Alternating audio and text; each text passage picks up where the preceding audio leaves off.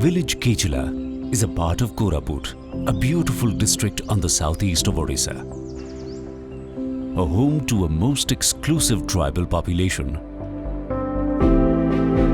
which had no access to education, proper nutrition, hygiene and even electricity. The only grace was the Upper Kolab Reservoir, which blesses the area with abundance of water.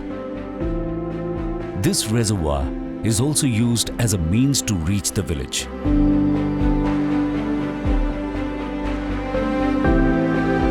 Guided by the mother and Sri Aurobindo's vision of education, Auro Mira Vidya Mandir came into being on the 5th of July 2008.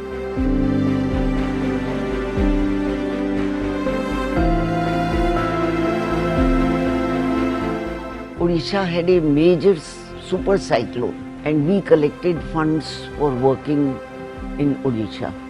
And we decided to work only by helping the schools rebuild themselves. And Pranjal took the initiative and took charge. We built 4 new school buildings and we repaired many school buildings. Most of them were Sri Aurobindo schools, and he fell in love with that place. It was a totally tribal area and he started with the villagers. So he gave that up and he started a school.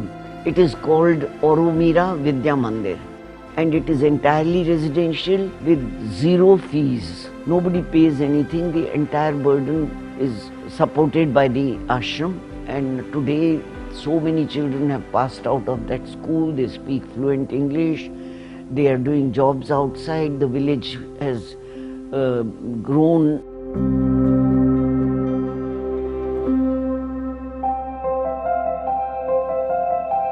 Integral education, as envisioned by the mother and Sri Aurobindo, regards the child as a growing soul and helps him to bring out all that is best, most powerful, most innate and living in his nature.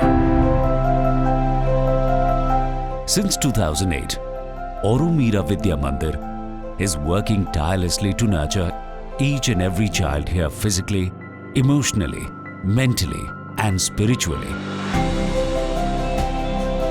Auro Mira Vidya Mandir has 16 classrooms, a meditation hall and 2 rooms which have been assigned as science laboratories.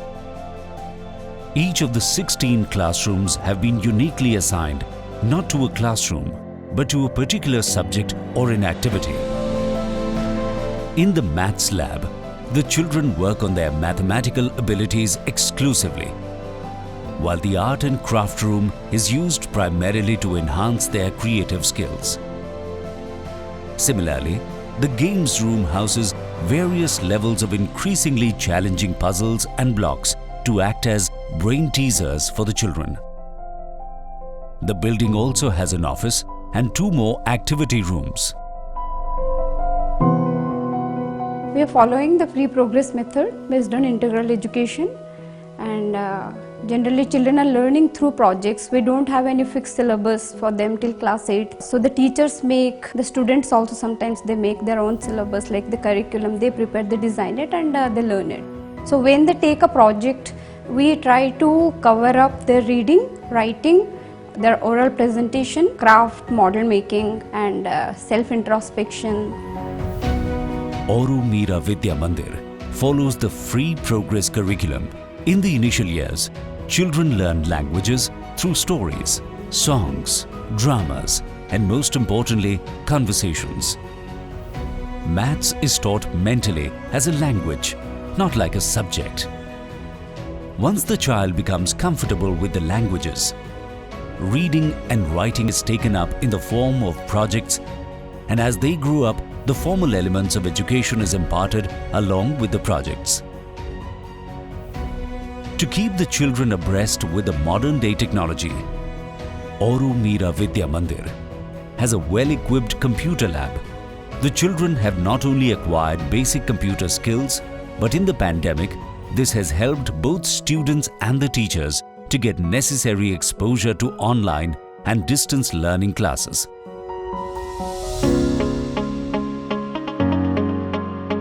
Near and far, when we say to understand near and far, we have to touch the first principle of Sri Aurobindo, where he says that nothing can be taught. So when we say nothing can be taught, it means everything is finishing there only, because we can't teach anything to the children, right? So we are just trying to make an environment, we create an environment from where the children would show interest to learn. Then the second principle, if you'll see, it is saying that the mind must be consulted to its own growth. It means you can't force a child to learn, to become something. Whatever the child sees, according to his own interest, his own love, he will learn, he will progress. When you come to near to far, that's the third principle. When the children come to school, if you'll see the parents where they have not gone to school, these children are the first generation learner. When we take projects also, we try to take projects which they would relate to, like how to organize the things, how to clean their clothes, how to keep the groups clean, how to keep the environment clean, how to clean themselves. So these are the first things we take. Then we take things they know, they can relate to, we take the project like fruits and vegetables. So they know, they have some experience at home, because basically the parents are doing farming and all. So they know that what is cultivation, they have a little bit idea about farming, gardening and all. So we take those kinds of projects. And near to far, when we go, near is like myself, so that we will help the person, we will help the entity to create himself as such a band, so that he can fit in the wider world. So when you look at maths being taught, it's very different. When children in a formal school in a city, when they come to school, they're very aware of numbers most of the time. And when one sees a school like this in a rural area, when they come to school, school is something like a very foreign thing. And the focus is more on languages and more on mental maths. For many years, we keep doing mental maths with them. And once we know that their grounding and their base is all right, and that they've come to a certain level in the younger groups, then we go on to doing it with their textbook. But the thing is that they sort of are very independent. They are very responsible.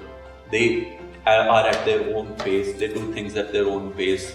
For example, here right now there are 2 children who are taking a test. So how does the test go? They themselves complete a chapter. They revise the chapter. They decide when they want to give a test. You are in which class? As per my age, I should be in 7th class, but I am in 9th class. Bhakti is in class 9 as far as age is concerned. She is doing class 10 book. Radhika is in class 6 and she is doing book 7. Am I right? Jagrati is in class 8 and she is doing class 9 book. Anita is in class 9, she is doing class 10 book. Amita, where is your book? She is giving a test right now. She is doing class 7. There are 2 children who are doing the same chapter. Otherwise, all of them are at their own chapter, own level, own everything. And they're going at their own pace. They do everything on themselves.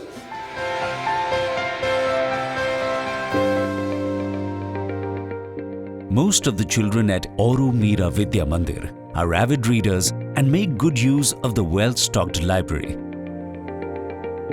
Their language proficiency is well depicted when they perform plays, recite poems, essays, and compose their own songs.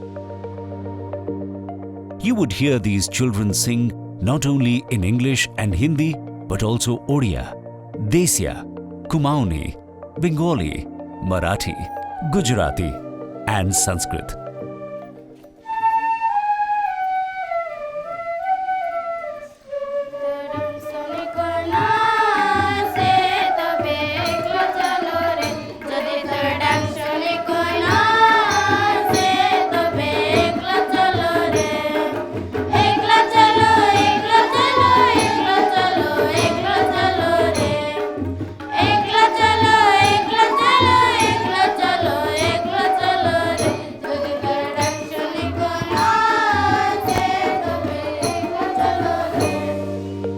Auro Mira Vidya Mandir is perhaps the only school in India that functions for all 365 days in a year. And most students have 100% attendance. Both teachers and children stay here as a family and celebrate all important days of the ashram. All festivals and school's annual day with equal enthusiasm.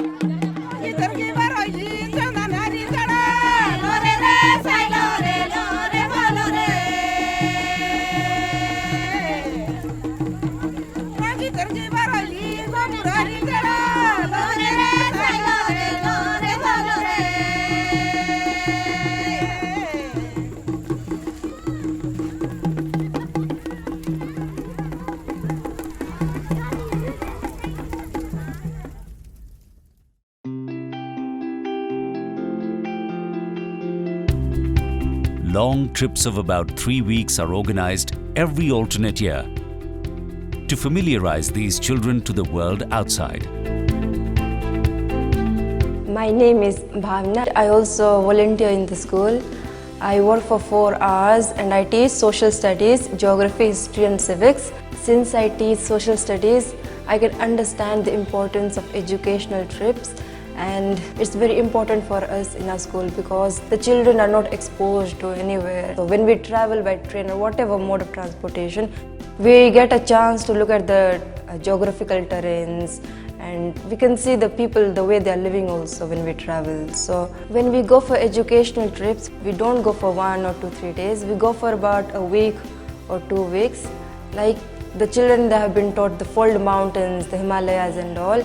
They have just seen the photographs and seen the videos on it. But if they actually go and visit the Himalayas like I did, they'll actually understand why is it called a fold mountain and how does it actually look, and how does it actually look when the snow is there, the sunlight is there, how it's shining, and the trees, the vegetation of those places, the wildlife. Sri Aurobindo believed that of all the domains of human consciousness, the physical is the one completely governed by method, order, discipline, and process. He emphasized that a good physical culture is the key to growth and development of a being.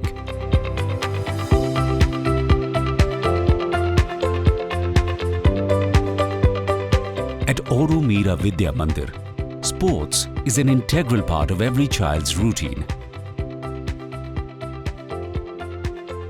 Children have proficiency in football, basketball, athletics, gymnastics, skating, and unicycle.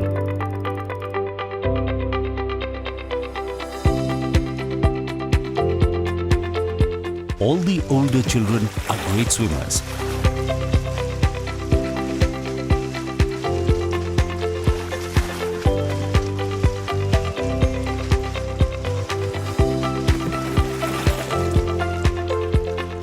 Physical education is something which is not done in the school. It starts at your birth and remains with you till you die. So therefore, you should focus on your physical education because your body is your base. And whatever you do, you have to use your body. Many a times, people get angry, upset in classroom or other places. So they try to control their emotions and feelings. But the moment they are on the field, they take out their anger and emotions. For example, we can take the examples of the children. They take out their angers and feelings, they're getting upset, their competitiveness, their negative thoughts and negative feelings just come out. these are the things is the best way to control ourselves in physical education. So when you're on the ground, when you're playing games or you're doing your sports, we have to remember one thing, that we have to give ourselves in the sports. No, it does not matter if we are losing or if we are winning.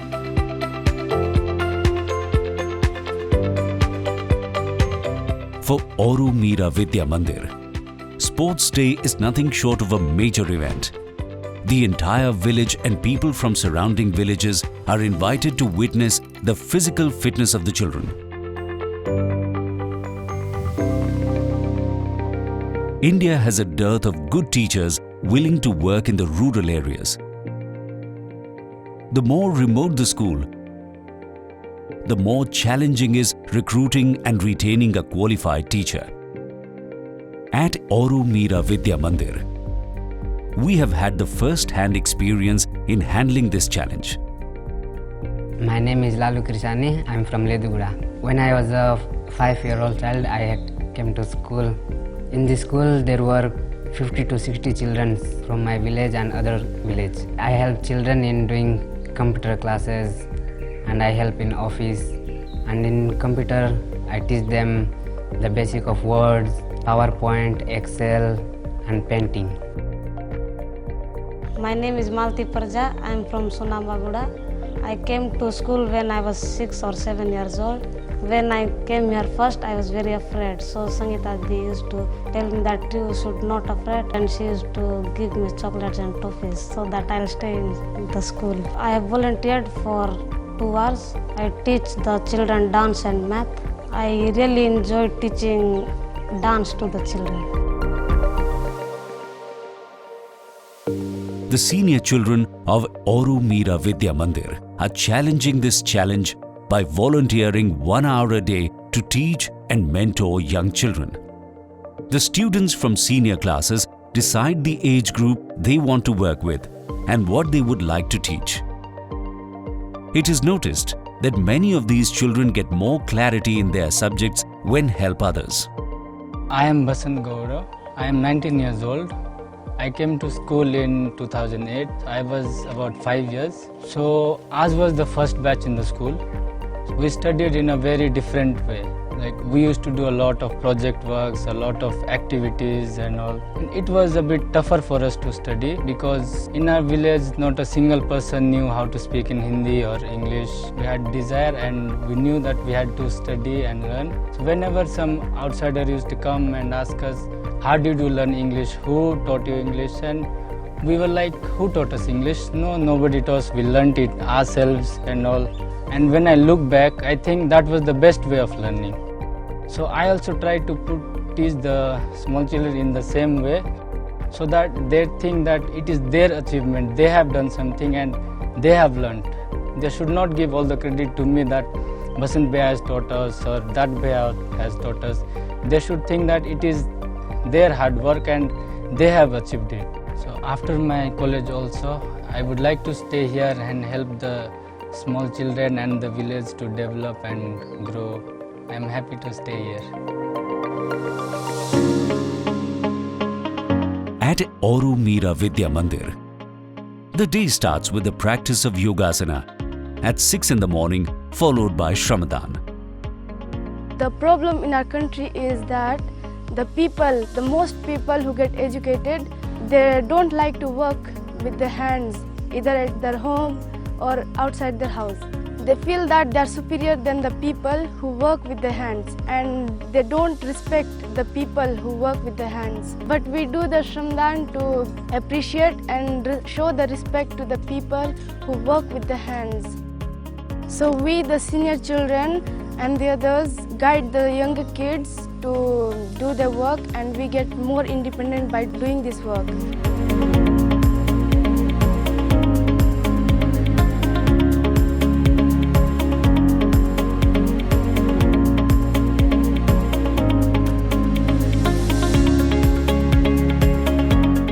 Children are seen doing the gardening work, helping in the kitchen, cleaning the hostel, school and the toilets.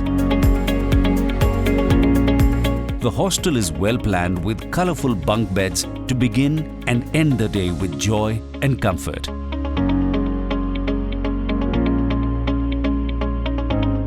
is Bikanti Mali and I came to school in 2009. I think I was 8 years old at that time and I have never been to school before that. Coming to school was a problem for me because at home I had to take care of my little sister who was just born. The didis who were here, they took care of us, made us comfortable, gave us toffees or food, took us in the group. It is their care and their motivation that today I am studying psychology and able to take care of children much better than them, as they also come from our own village and they are our own brother and sisters. We live here as a family, so we never feel the differences among us. The teachers and the students of Auro Mira Vidya Mandir have worked tirelessly into transforming each activity, every event and the most mundane chores into a joyous togetherness, making the school truly unique. The children of the village are given numerous opportunities to explore, to review, to reflect and to implement what they learn and have teachers by their side always. Every event, celebration and visitor to the school is considered an opportunity to learn new things.